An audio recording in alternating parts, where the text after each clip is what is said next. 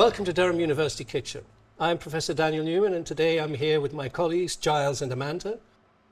Today we're going to make a medieval sweet called zalabiyya or zalabiyya. It's still around today. In fact, it's still very popular, and it's eaten usually during Ramadan. And so we start with yeast. We're just going to put 1 sachet in this mixing bowl. Here I have 3 cups of lukewarm water. The recipe talks about soaking the yeast. So I'm just stirring this, dissolving the yeast. Is this a recipe that's specific to Muslim Spain, or is it one that's more generic across the Islamic? Actually, the earliest recipe for the zalabiyya goes back to Abbasid times. So we're talking 9th, 10th centuries. And so it moved presumably from Baghdad to the west. Very popular, and indeed the fritter variety is now more popular in North Africa than it is in the east. The recipe then traveled east because in Indian cuisine, of course, there's a jalebi, which is also the fritter. What do we think the difference is between a fritter and a donut? Excellent question. I'm actually using the fritter in a rather loose and inaccurate term, because fritter, strictly speaking, implies that you have fruit of some sort, which is in a batter. A donut is simply fried dough. But so I'm using fritter, although we don't have any fruit that we put in there. The descriptions of the end product are often very brief and vague. So for instance, here, the only help you get from the recipe is that you end up with something that is like curdled milk. No, that's not appetizing at all. And so the final product, the batter, should be, as the author tells us, not too light, i.e. not too runny, and not too thick. Yep. But of course that doesn't really help you, and so there's a lot of trial and error, don't you find? Yes, it's very subjective. One person's not too thick, not too light is not another person's not too thick, not too light. Exactly. One that I've often thought about is that I'm imagining that perhaps, thinking that it's written for fellow chefs, that perhaps the authors would on purpose leave out exact measures because they wouldn't want to betray their trade secrets. And so we have our wonderful flour. We have our water in which the yeast has dissolved. Now I'm going to mix that, and of course it's time to make our batter. Eat your heart out, JB Oliver. There we go. How about that? I'm going to deep fry the fritters in olive oil. Now, in the medieval Arab tradition, we can already see the emergence of regional cuisines. And so it's no surprise that I'm using olive oil, since it's an Andalusian recipe. In the East, they would traditionally have used something called sheep's tail fat, which was very popular.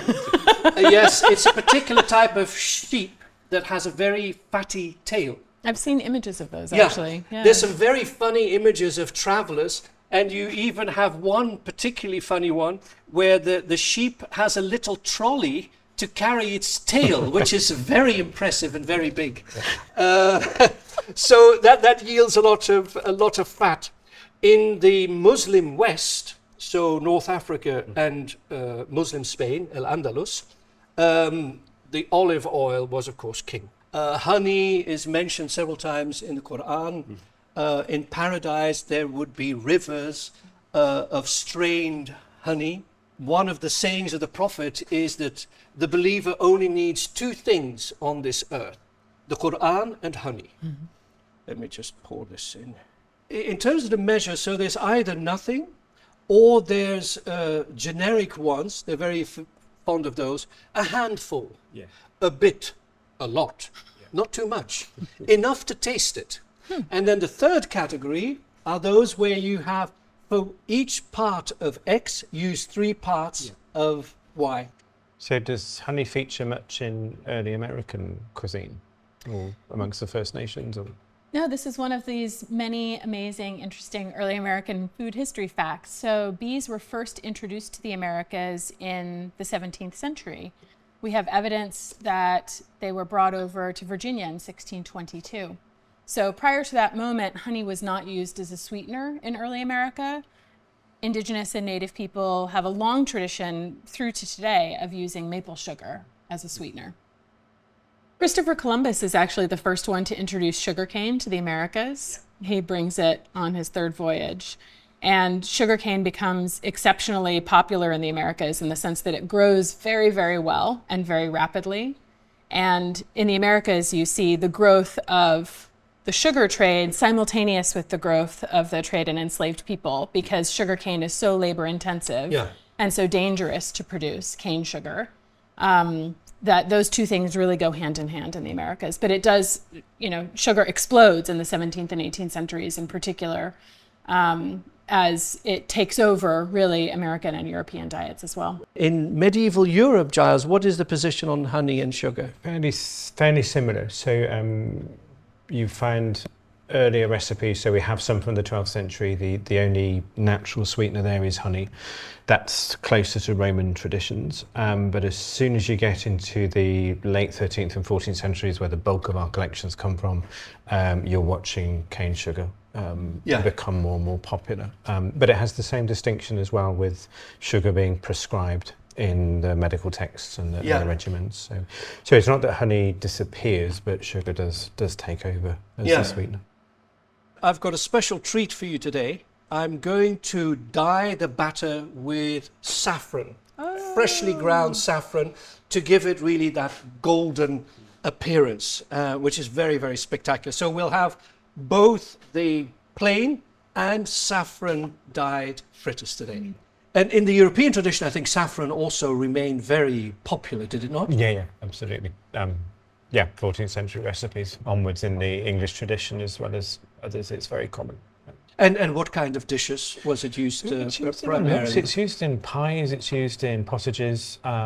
So I think it's that balance of colour, but it's also got that strange, astringent taste. Right, and so now the honey's ready. Looks amazing. Beautiful. You need enough olive oil and short to deep fry the fritters. I love knowing exactly how popular frying things in oil has been for centuries. And this method goes back to the earliest recipe from the 9th, 10th century. And the Andalusian recipe that I'm using, it simply mentions using a thimble with a hole punched in it. Here we have coconut, which has the added advantage, of course, that you can regulate the amount of batter that you put in. But as I said, I'm going to make plain ones, plain white ones, as well as some with saffron. Also remember, it's used for dyeing, not just food, but other things.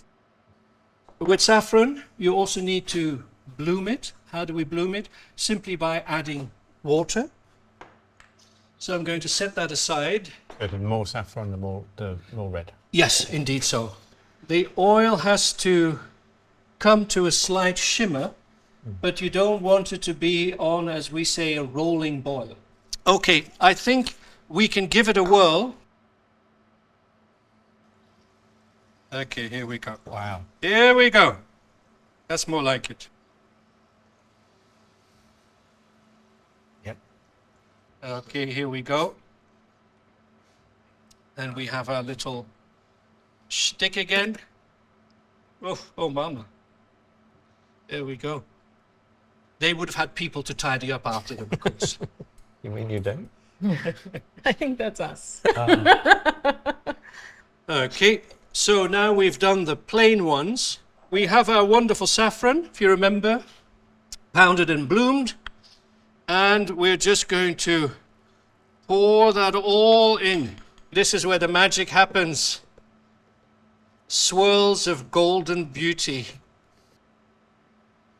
And here it is in the coconut. As you can see, the colors quite extraordinary here. that golden color, and the taste, as you mentioned, Amanda, that taste of saffron, quite strong, bitter, but the combination of that with the honey is absolutely spectacular, and you really get nothing but the best from the saffron. Okay, there you have it. 13th century zalabiyya fritters, both plain and with saffron. And of course, now it's time for the big moment, and I'd like your honest opinion. If it's not good, we'll just edit it out. Of what you think. Well, they have a beautiful color, and they're so crispy. Amazing. Delicious, Daniel. It's such an excellent balance between the honey and then the delicious fried oil taste from the olive oil. I see what you mean about the saffron and the honey.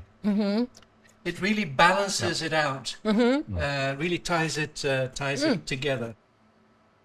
Thank you so much for joining us at the Durham University Kitchen. Myself, Daniel Newman, my colleagues Giles and Amanda, and looking forward to seeing you all soon.